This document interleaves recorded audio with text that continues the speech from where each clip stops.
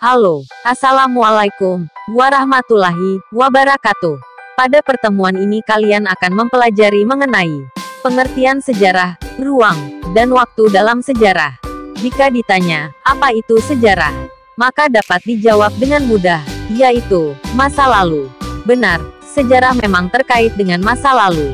Namun tidak semua masa lalu dapat dikatakan sebagai sejarah. Oleh karena itu, untuk memahami tentang pengertian sejarah, yuk kita bahas. Pengertian sejarah, etimologi, artinya ialah asal-usul kata, serta perubahannya, dalam bentuk dan makna. Kata, sejarah, secara etimologi berasal dari bahasa Arab, yaitu syajarotun yang berarti, pohon, keturunan, atau asal-usul. Kata syajarotun, kemudian berkembang dalam bahasa Melayu menjadi syajarah. Akhirnya menjadi kata sejarah dalam bahasa Indonesia. Makna masa lalu dalam kata sejarah memiliki padanan kata, baik dalam bahasa daerah ataupun bahasa asing. Dalam bahasa Jawa ada kata babat, yang artinya kisah atau cerita masa lalu. Babat juga dijadikan sebagai judul dalam karya tulis kuno di Jawa, seperti Babat Cirebon, Babat Tanah Jawa, dan sebagainya. Dalam bahasa Belanda, dikenal istilah geschiedenis untuk menyebut sejarah. Kata ini juga digunakan dalam salah satu buku berjudul Geschiedenis van den Indischen Archipel, karya Bernard H.M. Vleke. Buku ini kemudian diterjemahkan dalam bahasa Indonesia dengan judul Sejarah Nusantara. Dalam bahasa Inggris, sejarah disebut history. Kata ini digunakan pada buku yang ditulis pemimpin kolonial Inggris di Indonesia, yaitu Thomas Stamford Raffles. Ia menulis sebuah buku yang sangat terkenal, yaitu The History of Java. Itulah penjelasan tentang asal-usul kata sejarah, dan padanan kata sejarah, dengan beberapa bahasa lainnya. Selanjutnya mari kita bahas tentang pengertian sejarah menurut para ahli. Pertama, Ibnu Khaldun berpendapat bahwa sejarah merupakan catatan tentang masyarakat umat manusia, atau peradaban dunia, tentang perubahan-perubahan yang terjadi pada watak masyarakat itu. Kedua, Muhammad Yamin berpendapat bahwa sejarah ialah suatu ilmu pengetahuan yang disusun atas hasil penyelidikan beberapa peristiwa yang dapat dibuktikan dengan kenyataan. Ketiga, Nugroho Noto Susanto menjelaskan sejarah yaitu peristiwa-peristiwa yang menyangkut manusia sebagai makhluk bermasyarakat yang terjadi di masa lalu.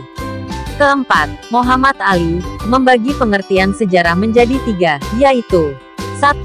Sejarah yaitu ilmu yang menyelidiki perkembangan peristiwa dan kejadian-kejadian di masa lampau. 2. Sejarah yaitu kejadian-kejadian, peristiwa-peristiwa yang berhubungan dengan manusia, yakni menyangkut perubahan yang nyata di dalam kehidupan manusia. 3. Sejarah yaitu cerita yang tersusun secara sistematis atau teratur dan rapi. Baik, sekarang kita akan beranjak ke pembahasan selanjutnya, yaitu konsep manusia, ruang, dan waktu dalam sejarah. Pertama, konsep manusia dalam sejarah.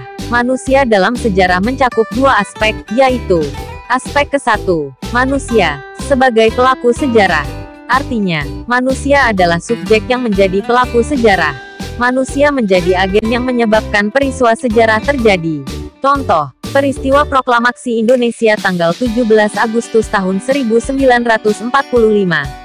Subjek yang menjadi aktor terjadinya peristiwa tersebut ialah manusia. Dalam hal ini melibatkan para tokoh, yaitu Soekarno, Muhammad Hatta, Latif Hendraningrat, Suhut, S.K. Trimurti, dan lainnya.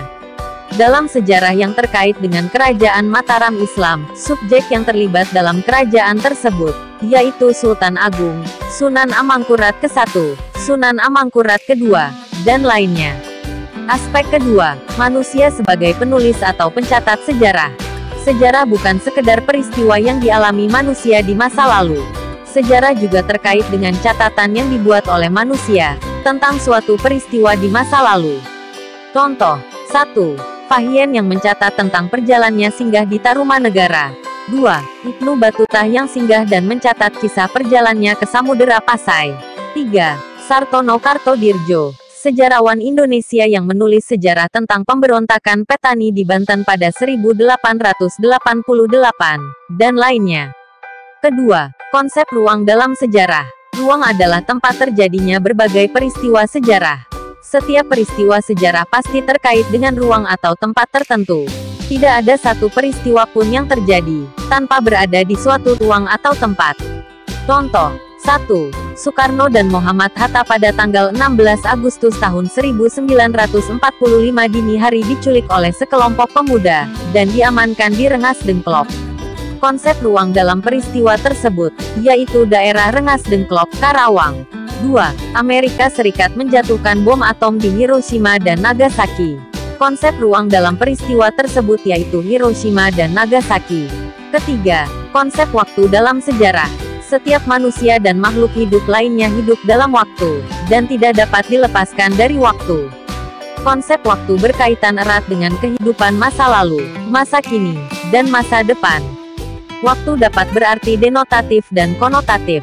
Waktu dalam arti denotatif artinya terkait dengan detik, menit, jam, hari, bulan, tahun, abad, dan lainnya. Contoh, 1. Proklamasi Indonesia terjadi pada tanggal 17 Agustus tahun 1945. 2. Presiden Soeharto menyatakan berhenti menjadi presiden pada tanggal 21 Mei tahun 1998. Dan lainnya. Waktu dalam arti konotatif artinya terkait dengan 1. Perkembangan. Artinya kehidupan masyarakat mengalami perbedaan bentuk menjadi lebih berkembang atau maju. Contoh, Kerajaan Singasari yang awalnya bagian dari Kerajaan Kediri, kemudian berkembang pesat menjadi kerajaan sendiri yang berdaulat di bawah Ken Angrok, dan menjadi maju pada masa Raja Kertanegara. 2. Keberlanjutan atau kesinambungan. Artinya peristiwa sejarah adalah rangkaian yang tidak terpisahkan dari mata rantai masa lalu, masa kini dan masa yang akan datang. Contoh, pada masa kini masih terdapat masyarakat Indonesia yang menggunakan batu untuk keperluan hidupnya seperti untuk alat memasak.